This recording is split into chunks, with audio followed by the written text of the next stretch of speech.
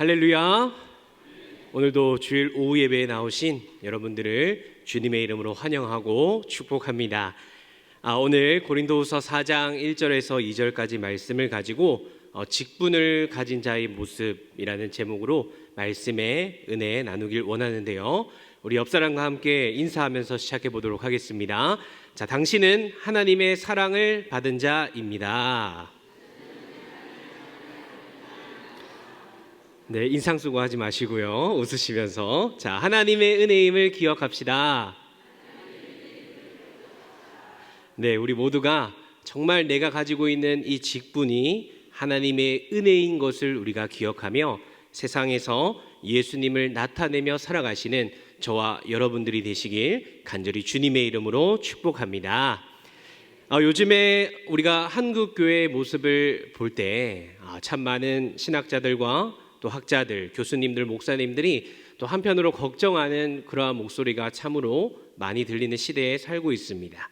과거에는 교회가 이 시대의 문화를 이끌었고 또 과거에는 교회가 도덕적으로 탁월했으며 과거에는 교회가 세상을 향해 기도하며 소리쳤고 걱정했는데 지금은 반대로 세상이 교회의 문화를 이끌고 또 세상이 교회의 도덕을 비난하며 세상이 교회를 향해 소리치고 있는 그러한 모습을 보게 된다라는 것이죠.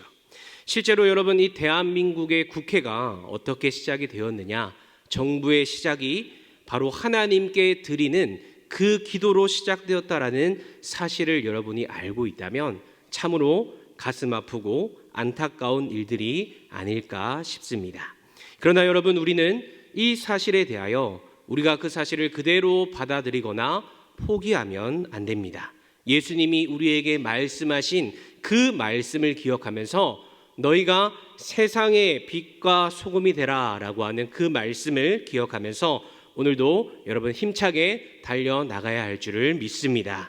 그런 의미에서 오늘 말씀은 우리 모두가 성도이면서 직분을 가진 자의 모습이 어떠해야 하는지에 대해서 이야기를 하고 있는데요. 오늘 말씀을 통해서 하나님이 원하시는 그러한 모습을 가진 모든 직분자요 성도님들이 되시길 주님의 이름으로 축복합니다.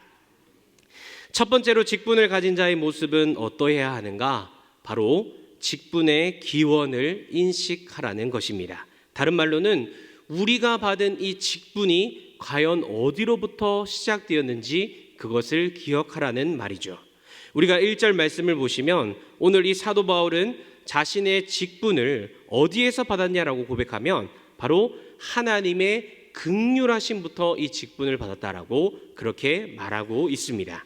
개역개정판 성경은 순서를 조금 바꿔놔서 언뜻 보면 오해가 생기는데 조금 정확하게 번역하면 우리가 하나님께로 긍휼하심을 받아서 이 직분을 받았다라고 말하는 게 더 정확합니다.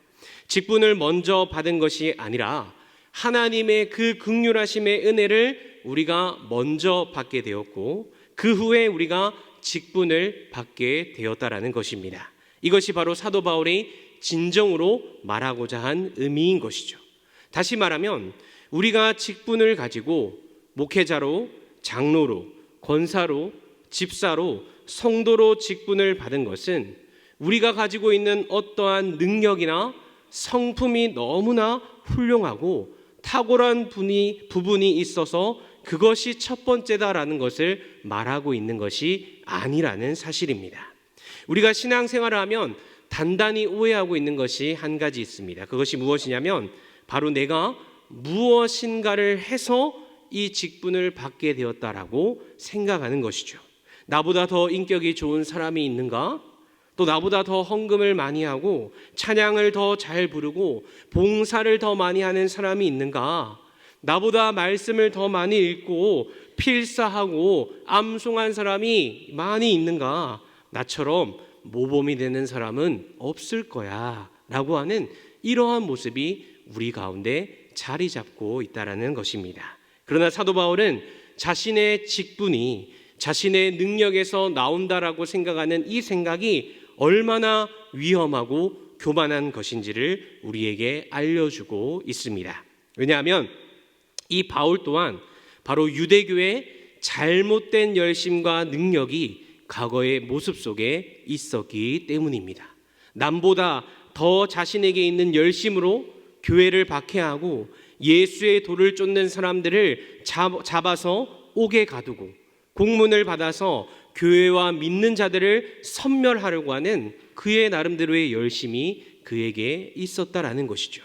그래서 사도 바울은 첫 마디부터 우리가 긍휼하심을 입은 대로라고 그렇게 밝히고 있습니다.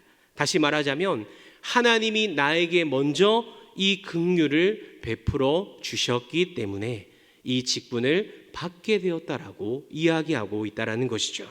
여러분, 바울의 이 고백이 얼마나 대단한 고백임을 여러분 느껴지십니까? 사실 생각해보면 바울은 그 시대에 정말 엄청나게 대단한 사람이었습니다. 왜냐하면 당대 최고인 가말리엘의 문화에서 최고 교육 수준을 받았던 성경에 능통한 사람이 이 사도 바울이었습니다. 또한 자신의 말과 글로써 사람들을 설득할 수 있는 사람이었으며 또한 로마의 시민권을 가지고 있는 사람이었습니다. 그러나 이 사도 바울이 예수님을 인격적으로 만나고 난 후 도리어 그는 이렇게 고백합니다. 나는 본래 주님의 교회를 회방하고 핍박하고 폭행하던 사람이었다. 한마디로 말하면 죄인 중에 괴수가 바로 나였다라고 그렇게 고백하고 있다라는 것이죠. 즉 사도 바울의 고백 가운데서는 하나님의 일꾼이 될 만한 자격이 하나도 나에게 있지는 않았지만 주님이 먼저 자신을 긍휼히 여겨주시고 충성되게 여겨주셨기 때문에 내가 이 직분을 받게 되었다라고 고백하고 있는 것입니다. 사랑하는 성도 여러분, 우리도 마찬가지입니다. 여러분들이 받으신 직분, 여러분들이 가지고 있는 이 직분이 결코 여러분의 능력이나 여러분이 대단해서 하나님께 받은 것이 아니라 바로 오직 하나님의 긍휼하심의 은혜, 그것으로 통해서 모든 것이 가능해졌다라는 사실을 여러분 기억하시길 바랍니다. 왜냐하면 우리는 하나님의 긍휼하심의 은혜가 없었다면 다 이미 죽은 상태로 죄의 종노릇하며 영원한 형벌을 기다리며 사단의 자녀로 살아갈 수밖에 없는 존재들이었기 때문입니다. 여기서 이 긍휼이라고 하는 단어는 가엾게 여기는 마음을 뜻하는 단어입니다. 이 말은 라함이라고 하는 말에서 나온 단어인데요. 라함은 여자의 자궁을 뜻하는 단어입니다. 즉, 그 여자의 자궁에서 태어난 같은 태에서 나온 이들에 대한 감정이라는 뜻을 가지고 있는 단어라는 것이죠. 즉, 젖을 빠는 그 아기에 대한 어머니의 안타깝고도 가엾은 그 마음을 바로 표현해 주는 단어입니다. 실제로 이스라엘 백성들이 죄에서 돌이켜서 하나님에게로 그 앞으로 돌아왔을 때 그들에게 주어지는 용서의 은혜를 표현할 때 바로 이 단어가 쓰이기도 하였다라는 것입니다. 그러니까 하나님이 우리를 먼저 긍휼히 여겨 주셨기 때문에, 다시 말해서 죄에서 우리를 구원해 주시고 하나님의 자녀로 먼저 삼아 주셨기 때문에 우리가 하나님의 이 은혜로 받은 이 긍휼을 기억하며 우리에게 주신 직분을 감당하라라고 하나님은 말씀하고 있는 것입니다. 그렇게 여러분, 우리는 하나님이 주신 이 직분을 좋아서 하고 안 좋아서 안 한다, 이럴 수 없는 것입니다. 주님께서 우리에게 먼저 이 긍휼의 은혜를 베풀어 주셨기 때문에 무엇과도 바꿀 수 없는 가장 소중한 구원의 은혜를 우리에게 먼저 허락해 주셨기 때문에 바로 우리는 주님이 나에게 맡겨주신 이 직분을 성실하고 신실하게 감당해야 한다라는 것입니다. 소원하기는 여러분들이 가지고 있는 이 직분의 기원을 내 어떤 모습이나 내 능력, 나의 장점과 같은 그것의 이유와 목적을 찾는 것이 아니라 정말 먼저 나를 부르시고 나에게 긍휼의 은혜를 베풀어 주신 그 하나님에게로 돌아감으로 말미암아 나의 신분을 바꾸어 주시고 나에게 구원의 은혜를 베풀어 주신 그 놀라운 은혜를 기억하며 주어진 직분을 잘 감당하시는 저와 여러분들이 되시길 간절히 주님의 이름으로 축복합니다. 두 번째로 직분을 가진 자의 모습은 어떠해야 하는지 우리 2절 말씀을 다시 한번 읽겠습니다. 시작.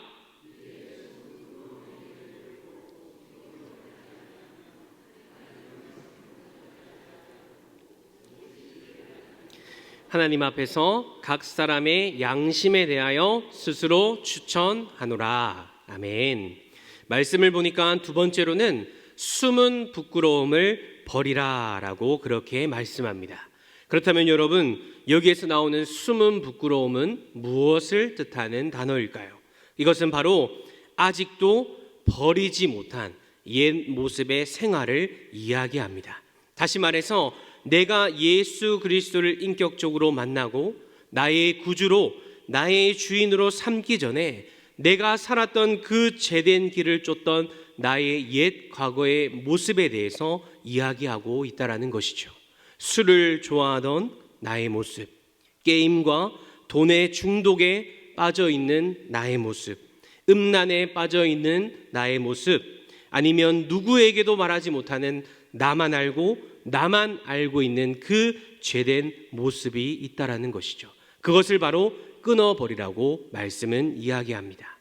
제가 대학생 시절에 같이 공부했던 친구들 중에 한 명이 대학교 4학년이 되어서 같은 수련회에 모여서 우리끼리 나눔했을 때 이렇게 자신을 위해서 기도해 달라고 한 기도 요청을 들었던 생각이 있습니다. 그런데 그 친구가 학생 시절에 담배를 폈는데 그 담배의 유혹이 정말 대학생이 되어서도 4학년이 되어서도 그대로 자기에게 여전히 남아있다고, 아무도 모르게 담배를 피는 그러한 자신의 모습을 이야기하면서 그 담배를 끊게 해달라고 같이 울면서 기도했던 그런 기도의 제목이 생각이 납니다.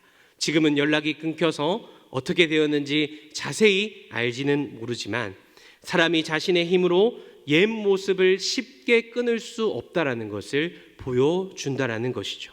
예수님을 믿고 예수님이 원하는 대로 살아가지만 그 죄된 옛날의 모습을 쉽게 끊을 수 없는 그 사실을 우리에게 보여주고 있다는 것입니다. 그래서 우리가 이 말씀을 통해서 바로 계속해서 말씀과 기도를 통해서 내 안에 역사하시는 성령님의 능력을 통해 그 일을 행하며 나아가는 우리가 되어야 한다라는 것입니다.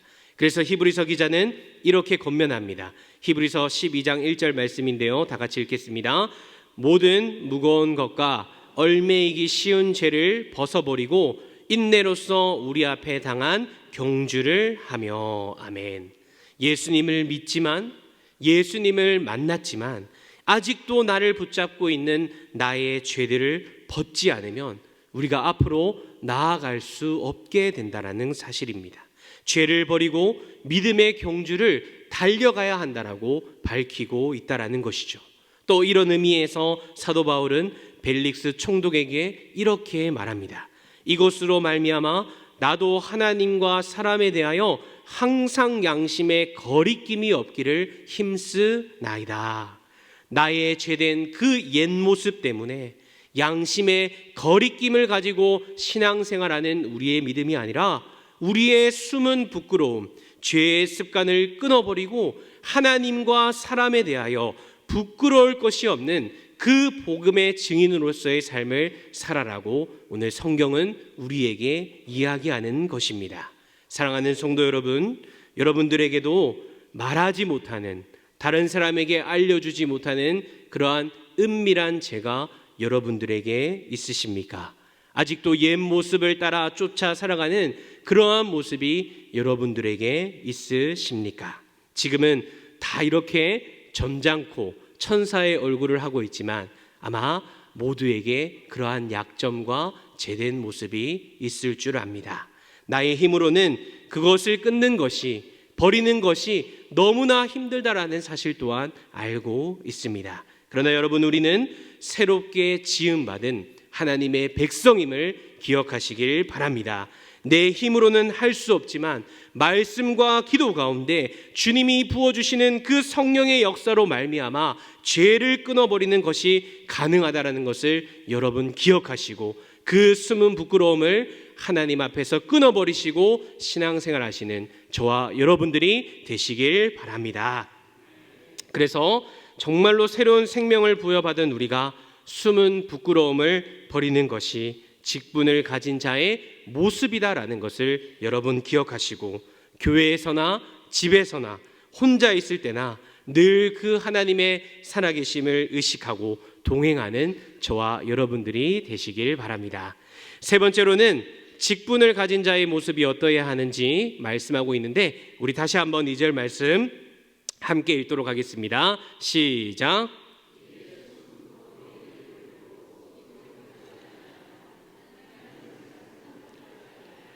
오직 진리를 나타내므로 하나님 앞에서 각 사람의 양심에 대하여 스스로 추천하노라. 아멘. 말씀을 보니까 세 번째로는 숨은 진리를 나타내라 라고 그렇게 말씀합니다. 그런데 그 앞에 보니까 이 진리를 나타내는 것과 반대의 모습이 우리에게 이야기합니다. 바로 속임으로 행하지 아니하며 숨은 진리를 나타내라라고 이야기한다라는 것이죠. 여기서 속인다라고 하는 말은 바로 위장하는 것을 가리킵니다. 다른 말로는 거짓을 말하며 속임수를 쓰는 행동을 뜻하는 단어라는 것이죠. 그러니까 사실은 그렇지 않으면서 그런 척 한다라는 것입니다. 열심히 하는 것처럼 보이지만 실제로는 열심히 하지 않으며, 기도하지 않으면서 기도하는 척하는 그러한 모습을 이야기하고 있다라는 것이죠. 그래서 속임으로 행한다라는 것은 결국에는 참된 진리를 나타내지 못하는 행동이 되기 때문에 사도 바울은 바로 거짓을 제하고 오직 진리만을 나타낼 것을 말씀하고 있다라는 것입니다. 여러분, 세계의 이름을 날린 축구 선수 중에 유명한 선수 중에 가레스 베일이라고 하는 선수가 있습니다. 지금 손흥민이 있는 토트넘이라고 하는 축구팀의 레전드 선수인데, 너무 실력이 출중해서 레알 마드리드라고 하는 팀이 무려 1억 유로라고 하는 돈을 지불하고, 그때 당시에 1311억 원이라고 하는 돈을 지불하고 그 선수를 데려왔습니다. 무려 이 선수는 별들의 전쟁이라고 하는 챔피언스 리그, 가장 축구에 권위 있는 대회에서 무려 5번이나 우승을 일궈낸 정상급의 공격수입니다. 그런데 이 가레스 베일이라고 하는 선수가 시간이 지날수록 자신의 동료들에게, 팬에게 골퍼라고 하는 별명을 듣게 됩니다. 그 이유는 바로 그가 부상으로 축구 경기에 나서지 못할 때 그는 골프를 너무나 사랑한 나머지 골프를 즐기다가 구설수에 올랐기 때문입니다. 또한 이 선수의 뒷마당에는 특별히 설계한 파 3홀의 코스가 3개나 있을 정도로 엄청나게 골프를 사랑하는 사람이라는 것입니다. 여러분, 축구 선수가 무엇을 더 잘해야 할까요? 축구를 잘해야 할까요? 골프를 잘해야 할까요? 그렇죠. 축구를 잘해야 합니다. 갈수록 축구 실력은 떨어지는데 부상을 핑계로 골프 가게를 차리고 프로 골프 대회를 나가고 하는 모든 것은 바로 그가 축구 선수로서 자신을 속이고 있다라는 것을 증명하고 있는 것을 우리에게 보여준다라는 것이죠. 여러분, 그렇다면 직분을 맡은 우리는 무엇을 잘해야 되겠습니까? 목회자는 하나님의 진리인 이 말씀을 잘 전하고 예수님에게로 성도들을 잘 이끄는 목회를 감당해야 합니다. 장로는 연약한 성도들을 위해 기도하고 세워주며 믿음의 본을 보이며 교회 내 건전한 가르침에 항상 참석하고 성경과 성례전, 예배, 기도를 통해 성도들이 양육되도록 돕는 역할을 감당해야 합니다. 권사는 교인들의 요구에 응해주는 동시에 어려운 일을 사랑과 이해심으로 해결해주는 역할을 해야 합니다. 집사는 회중의 헌금을 모으고 배분하며 도움이 필요한 자들에게 개인적으로 관심을 기울여주며 그들을 책임져야 합니다. 또한 교회의 모든 기금이나 물품이나 재산을 신중하게 관리하는 그러한 청지기의 역할 또한 감당해야 합니다. 그리고 이 모든 것을 포함하는 성도는 바로 예수 그리스도를 전파하고 나타내는 진리의 삶을 살아야 합니다. 하나님이 우리를 택하시고 우리에게 구원의 은혜를 베푸신 이유는 나 혼자 잘 사는 것, 나 혼자 잘 먹는 것, 친한 사람과 잘 지내라고 우리에게 구원의 은혜를 베푸신 것이 아닙니다. 바로 진리를 나타내는 삶, 예수 그리스도의 십자가의 죽음과 부활을 전하고 그들로 하여금 하나님의 자녀가 되게 하는 것, 그것이 바로 모든 직분을 맡은 자들에게 먼저 주신 하나님의 목적이며 소원이고 꿈인 것을 여러분 기억하시길 바랍니다. 그래서 오늘 말씀을 정리하면서 우리는 기억하길 원합니다.